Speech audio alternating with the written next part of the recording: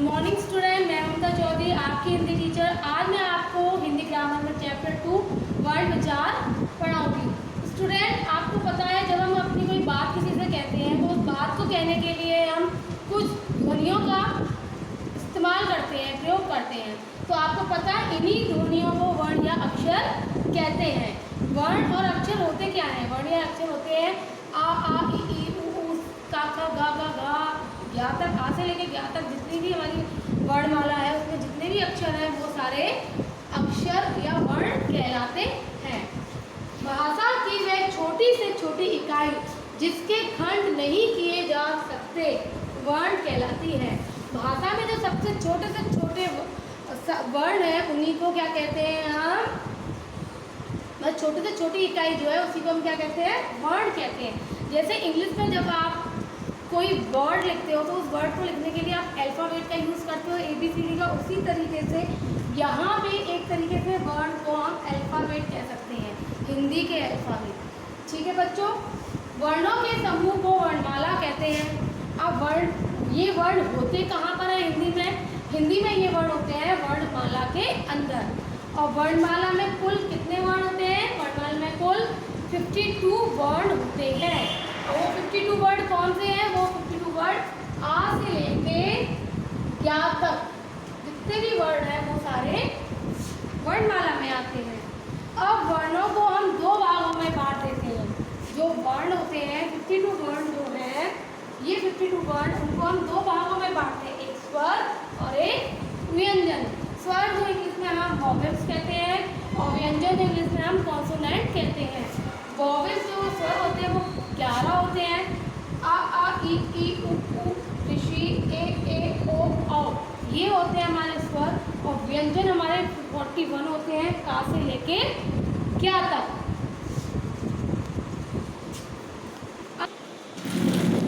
अब वर्णों को हमने दो भागों में बांटा था, स्वर और व्यंजन। अब बच्चों स्वर को भी 3 भागों में बांटते हैं। स्वर जो होते हैं वो 3 प्रकार के होते हैं। पहला स्वर ह्रस्व स्वर। ह्रस्व स्वर जो होता है, ह्रस्व स्वर जिन स्वरों के उच्चारण में सबसे कम समय लगता है। उच्चारण होता है बच्चों बोलना। जब हम जिस वर्ड को बोलने में सबसे कम समय लगता है उसको कहते हैं ह्रस्व स्वर। वो है अ ई उ ऋषि। इसको आप बोल के देखो, अपने आप बोल के देखो मुँह से, अ ई उ ऋषि। इनको बोलने में ज़्यादा समय नहीं लगा, इसलिए ये ह्रस्व स्वर है। दूसरा होता है दीर्घ स्वर। दीर्घ स्वर जिन स्वरों के उच्चारण में ह्रस्व स्वर से दुगुना समय लगता है। जब हम दीर्घ स्वर बोलते हैं तो उनको इससे डबल टाइम लगता है बोलने में। जैसे आ, इसको बोलने में लगा अ, इसको बोलने में लगा आ, ज़्यादा टाइम लगा ना। ये ई, इसको बोलने में लगा ई, इसको बोलने में ज़्यादा टाइम लगा। ये ऊ था, इसको बोलने में ऊ, इसको बोलने में हमें डबल टाइम, इसके कंपैरिजन में यहाँ डबल टाइम लगा। ए ओ औ, इनको बोलने में हमें ह्रस्व स्वर से डबल टाइम लग रहा है। प्लुत स्वर होते हैं जिन स्वरों के उच्चारण में ह्रस्व स्वर से तिगुना समय लगता है। यहाँ पे हमें ट्रिपल टाइम लगता है इससे बोलने में। जैसे कि आप देखिए ओम, ओम को बोलो ओम। ओम को बोलने में है ये ओम सिंगल एक वर्ड, लेकिन बोलने में इनसे ट्रिपल टाइम दुगना समय हमें लग रहा है। ये हो गए बच्चों स्वर के भेद कंप्लीट। स्टूडेंट, अब हम करेंगे स्वरों की मात्राएं। जो स्वर होते हैं वो 11 स्वर जो थे उनकी अपनी एक एक मात्रा होती है। जैसे आ की कोई मात्रा नहीं है। बड़ा की ये मात्रा होती है, छोटी की आगे से मात्रा लगती है, बड़ी की पीछे से मात्रा लगती है, छोटे ऊ की नीचे से लगती है और बड़े ऊ की इस तरीके से लगती है। ऋषि की नीचे से ऐसे लगता है, छोटे ए की ऐसे लगती है, बड़े ए की ऐसे, औ की इस तरीके से, बड़े औ की ये हो गई हमें हमारी स्वरों की मात्राएं। अब हम आ जाते हैं व्यंजन पर। जिन वर्णों के उच्चारण के लिए स्वरों की सहायता की आवश्यकता होती है उन्हें कहते हैं व्यंजन। जिन वर्णों को बोलने में हमें स्वर की सहायता लेनी पड़ती है उन्हें कहते हैं व्यंजन। जैसे बच्चों अभी अभी हमने देखा कि स्वर थे आ को बोलने में किसी की हेल्प नहीं लेनी पड़ रही, लेकिन जब हम व्यंजन की बात करते हैं हम बोलते हैं का, तो आप का बोलोगे तो पीछे से आ की भी आवाज़ आ रही है, इसका मतलब का के साथ आ स्वर भी लगा हुआ है। आप बोलो खा, खा के बाद आ की आवाज़ आ रही है, तो खा के बाद आ स्वर लगा हुआ है। तो जिन व्यंजनों को आप बोल के देखना, सारे व्यंजन आपको पीछे से एक स्वर की आवाज़ जरूर आएगी। तो हम कह सकते हैं कि जिन वर्णों के उच्चारण में बोलते समय हमें स्वरों की सहायता लेनी पड़ती है उन्हें कहते हैं व्यंजन। अब व्यंजन को भी हम 3 भागों में बांटते हैं। व्यंजन 3 प्रकार के होते हैं।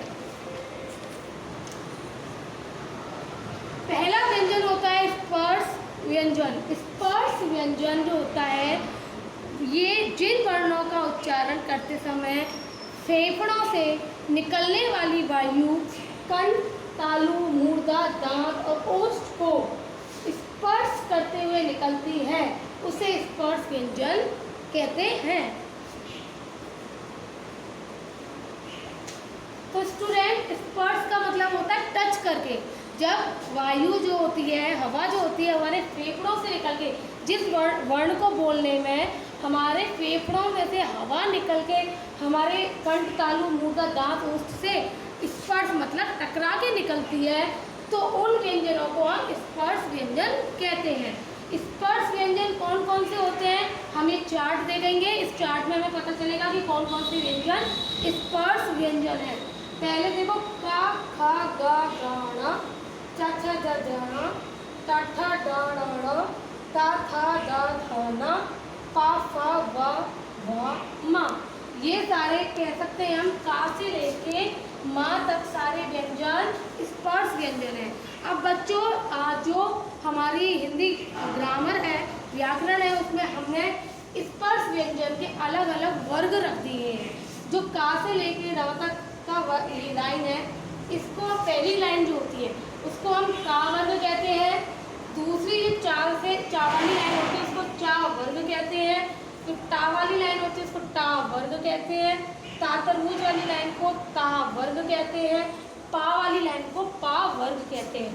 पहले व्यंजन को ले लेते हैं और उनके वर्ग का नाम उन्हीं के आधार पे रख दिया जाता है।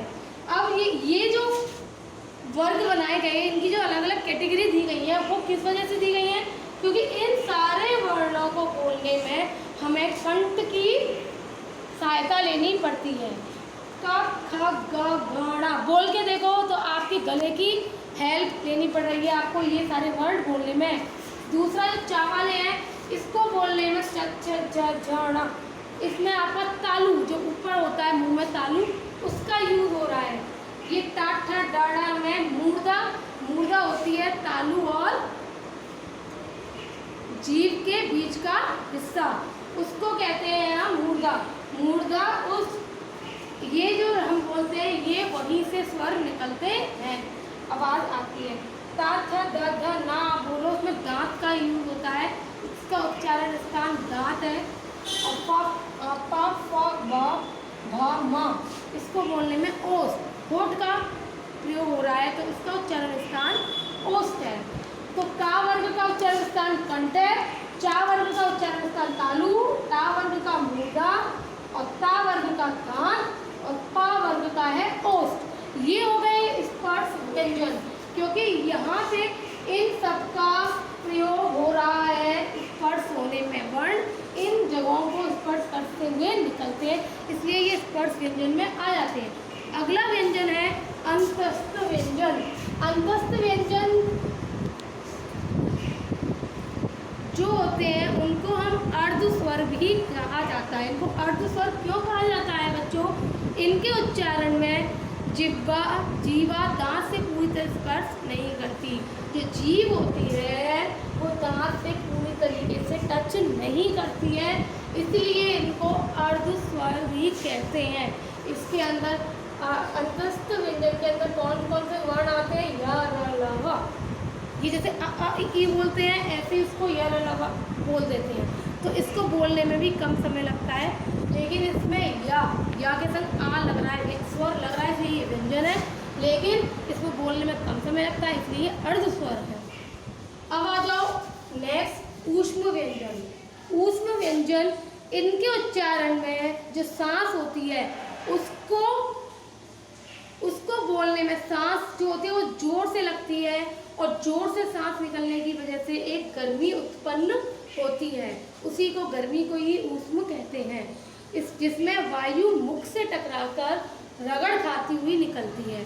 जिन वर्णों को हम बोलते हैं, बोलते समय मुंह से टकरा के हवा निकलती है और इतनी जोर से निकलती है कि उसमें एक गर्मी सी उत्पन्न होती है, इसलिए इन वर्णों को ऊष्म व्यंजन कहते हैं।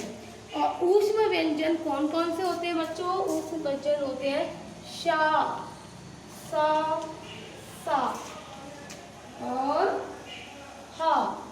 आप इनको बोल के देखो, इनको बोलने में गर्मी सी मुंह से निकलती है। अब इनके अतिरिक्त बच्चों दो और व्यंजनों को भी स्वीकार किया गया है। वैसे तो 3 व्यंजन होते हैं, लेकिन इसके 3 व्यंजनों के अलावा भी 2 व्यंजन और हैं, उनको इसका भाग नहीं मानते, लेकिन वो व्यंजन ही होते हैं। वो है संयुक्त व्यंजन और दूसरा है द्वित्व व्यंजन। संयुक्त व्यंजन वो व्यंजन होते हैं जहाँ पर 2 व्यंजन मिलकर एक नया व्यंजन बनाते हैं। इन व्यंजनों में तो जो 3 पार्ट हमने व्यंजन के पढ़े थे उसमें तो स्वर लगता था, लेकिन संयुक्त व्यंजन में 2 व्यंजन मिलकर एक व्यंजन बनाते हैं, जैसे छा, क्षत्रिय, त्रा, त्रिशूल, या ज्ञानी, शाश्रम। तो बच्चों इनको बनाने में का और शा और आ इसका प्रयोग होगा। या को बनाने में या, और आ का प्रयोग होगा, और त्रा को बनाने में ता, रा, आ का प्रयोग होगा, और शा को बनाने में शा, रा, आ का प्रयोग होगा। तो हमने क्या नोटिस किया कि हमने 2 व्यंजनों को लिया, 2 व्यंजनों के मेल से क्या बना? तीसरा व्यंजन बना। तो ये होता है संयुक्त व्यंजन। द्वित्व व्यंजन, द्वित्व व्यंजन जब एक वर्ण 2 बार मिलता है उसे द्वित्व व्यंजन कहते हैं। जब एक वर्ण 2 बार आता है, 2 बार आ रहे हैं, देखिए यहाँ पर, उनको कहते हैं द्वित्व व्यंजन। इसमें पक्का, पक्का का से क्या बनेगा? पक्का, कच्चा, और चाचा से सच्चा, टाटा से खट्टा, मिट्टी, लाला से गल्ला और मामा से चम्मच। ऐसे कई और भी वर्ण हैं और कई शब्द हैं जिनमें 2 वर्ण एक साथ आते हैं एक जैसे। ये तो हो गया द्वित्व व्यंजन। अब आइए आयोग वहा। आयोग वहा जो होता है वे वर्ण जो ना तो स्वर होते हैं और ना व्यंजन। ये दो जो वर्ण हैं ना तो स्वर हैं ना ये व्यंजन है, इनको आयोग वहा कहते हैं। ये स्वर और व्यंजन दोनों के साथ प्रयोग किए जाते हैं। ये जो होते हैं दोनों, ये स्वर के साथ भी आते हैं और ये दोनों व्यंजन के साथ भी आते हैं।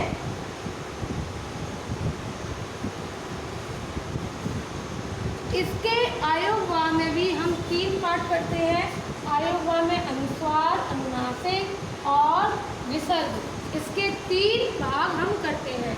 अनुस्वार जिनमें बिंदी लगती है, अनुनासिक जिसमें चंद्र बिंदी लगती है, विसर्ग जिसमें हा की आवाज़ आती है अंत में।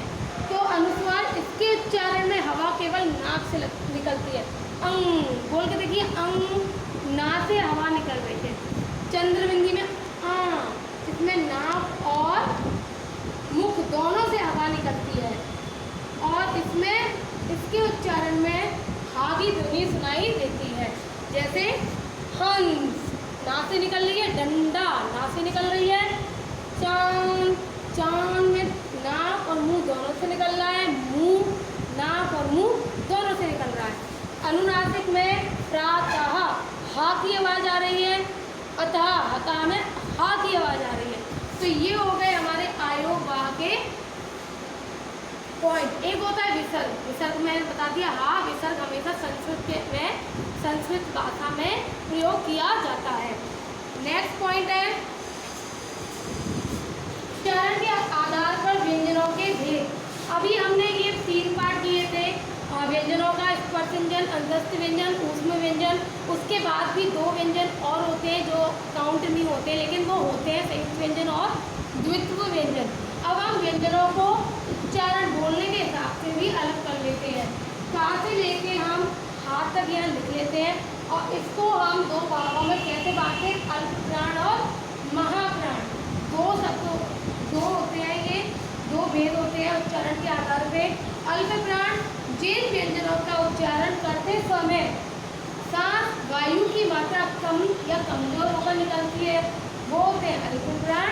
और महाप्राण जिनमें उच्चारण करते समय हवा जो सांस होती है वो जोरदारी से निकलती है, तीव्र गति से निकलती है, वो होते हैं महाप्राण। क खा, देखो क कम आवाज निकल रही है, खा तेज आवाज निकल रही है, ग कम आवाज निकल रही है, ग ज़्यादा तेज आवाज निकल रही है, ग धीरे निकल रही है। तो ये इस हिसाब से होता है। जो सर्कल वाले हैं, पहला अल्प प्राण में जो पहला, तीसरा और पांचवा वर्ग है वो आ जाता है अल्प प्राण में, और महाप्राण में दूसरा और चौथा आता है महाप्राण में। अब आप का से लेके माँ तक लीजिए और फिर देखिए पहला, तीसरा, पांचवा, पहला, तीसरा, पांचवा, पहला, तीसरा, पांचवा, पहला, तीसरा, पांचवा, पहला, तीसरा, पांचवा, ये सर्कल वाले हो गए अल्प प्राण। और बचे हुए जो दूसरा और चौथा है वो हो गए महाप्राण। और बच्चों या रा ला वा, इसको बोलने में धीरे से आवाज निकली कि तीव्र आवाज निकली? या रा ला बोलने में, बोल के देखिए आप, या रा ला वा मुझे तो धीरे लगी, तो धीरे बोलने का मतलब है ये अल्प प्राण है। श श स हा, इसको बोलने में आवाज कैसे निकली, तीव्र निकली कि धीरे? तीव्र निकली ना, बोल के देखिए। तीव्र का मतलब हो गया, ये हो गया महाप्राण। तो बच्चों ये हमारा चैप्टर 2 वर्ण विचार कंप्लीट होता है। अब हम इस चैप्टर के क्वेश्चन आंसर कर लेते हैं। क्वेश्चन 1, वर्ण किसे कहते हैं? भाषा की वह छोटी से छोटी इकाई जिसके खंड नहीं किए जा सकते वर्ण कहलाती है। क्वेश्चन 2, स्वर की परिभाषा लिखिए। स्वर वे ध्वनियाँ हैं जिनका उच्चारण स्वतंत्र रूप से तथा बिना किसी अन्य वर्ण की सहायता से किया जा सकता है। क्वेश्चन 3, स्वर कितने प्रकार के होते हैं, उनके नाम लिखिए। स्वर 3 प्रकार के होते हैं, ह्रस्व स्वर, दीर्घ स्वर, प्लुत स्वर। व्यंजन की परिभाषा लिखिए। जिन वर्णों के उच्चारण के लिए स्वरों की सहायता की आवश्यकता होती है उन्हें व्यंजन कहते हैं। क्वेश्चन 5, व्यंजन कितने प्रकार के होते हैं, उनके नाम लिखिए। व्यंजन 3 प्रकार के होते हैं, स्पर्श व्यंजन, अंतस्थ व्यंजन, ऊष्म व्यंजन। ये हो गया बच्चों हमारे क्वेश्चन आंसर। अब आ जाते हैं बुक एक्सरसाइज पे। वर्णमाला किसे कहते हैं? सही उत्तर चुनिए। वर्णों के समूह को। क्वेश्चन 3, वर्णमाला को कितने भागों में बांटा गया है? मैंने आपको बताया था 2 भागों में बांटा गया है। हिंदी वर्णमाला में कितने वर्ण हैं? 52 वर्ण हैं। 2 व्यंजनों के मिलने पर क्या बनता है? संयुक्त व्यंजन। व्यंजनों के कितने भेद हैं? 3 भेद हैं। गोले में लिखे शब्दों पर अनुस्वार या अनुनासिक लगाइए, फिर उन्हें सही शीर्षक के नीचे लिखिए। अनुस्वार होता है बच्चों बिंदी वाला और अनुनासिक होता है चंद्र बिंदी वाला। तो हंसना में चंद्र बिंदी लगती है, ये यहाँ आ जाएगा। कंगा में बिंदी लगती है, ये अनुस्वार में आ जाएगा। सूंघना में चंद्र बिंदी लगती है, ये अनुनासिक में आ जाएगा। दांत में चंद्र बिंदी लगती है, अनुनासिक में आ जाएगा। झंडा में बिंदी लगती है, अनुस्वार में आ जाएगा। बंदर में बिंदी अनुस्वार में, चांद में चंद्र बिंदी अनुनासिक में, मुंह में चंद्र बिंदी अनुनासिक में, चंदन में बिंदी अनुस्वार में, ठंड में बिंदी अनुस्वार में। क्वेश्चन नंबर 12, निम्नलिखित रिक्त स्थानों की पूर्ति कीजिए। वर्णों के समूह को कहते हैं, क्या कहते हैं? वर्णमाला। डैश स्वर का प्रयोग पुकारने के लिए भी किया जाता है, प्लुत स्वर का। स्पर्श व्यंजन की संख्या 25 है।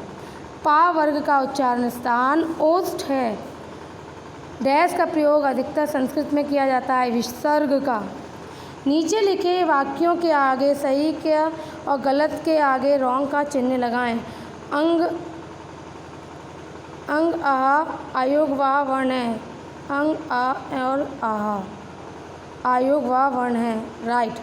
का गा, चा, जा महाप्राण व्यंजन है, रॉन्ग। स्वरों की संख्या 11 है, राइट। हिंदी वर्णमाला में कुल 50 वर्ण हैं, रॉन्ग। 52 वर्ण हैं। नीचे लिखे वर्णों के योग से शब्द निर्माण कीजिए। पा, पा पे आ की मात्रा, पा, रा पे ई की मात्रा, प, रि, श, र, ये शा, रा और आ बन के श्रा बनता है, और माँ पे आ की बनती है, परिश्रम बन गया ये।